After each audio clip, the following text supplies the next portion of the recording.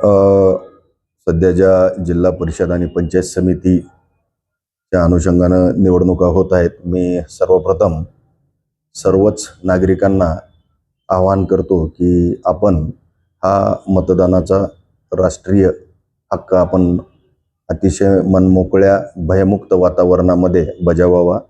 सर्वांनी या कामी मतदान करावं असं मी त्यांना आवाहन करतो.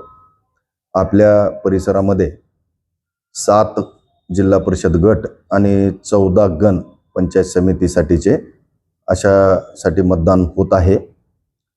पर्याप्त पोलीस बंदोबस्त मिळालेला आहे. एक DYSP, जवळपास 25 पोलीस अधिकारी, 226 पोलीस अंमलदार आणि 350 होमगार्ड, त्याचबरोबर SRPF 2 सेक्शन्स असा बंदोबस्त आम्हाला मिळालेला आहे.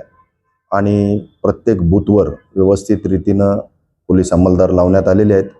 त्यासोबतच वेगवेगळे पोलीस सेक्टर्स पेट्रोलिंग्स त्या ठिकाणी ठेवण्यात आलेले आहेत. रिझर्व्ह स्टाफसुद्धा या ठिकाणी अवेलेबल आहे आणि SRPFचे 2 सेक्शन्स अशा पद्धतीनं व्यवस्थित रीतीनं पेट्रोलिंग करण्यात येणार आहे. आपल्या भागामध्ये पोलीस स्टेशन वाढवणा, पोलीस स्टेशन उदगीर ग्रामीण या 2 पोलीस स्टेशन अंतर्गत आणि उदगीर शहर अशा परिसरातला बंदोबस्त व्यवस्थित लावण्यात आलेला आहे.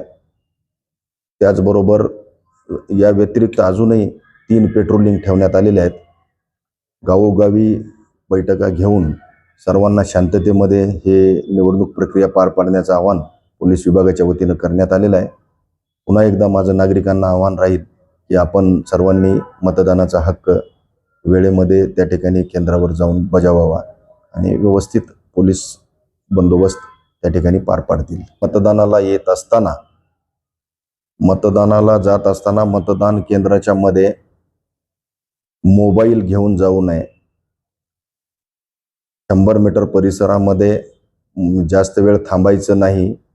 मतदान केंद्रावर गेल्यानंतर रांगेमध्ये उभं राहून आपण व्यवस्थित मतदान करावं आणि मतदान झाल्यानंतर त्या ठिकाणी न रेंगाळता आपण तिथून परिसरातून निघून जावं.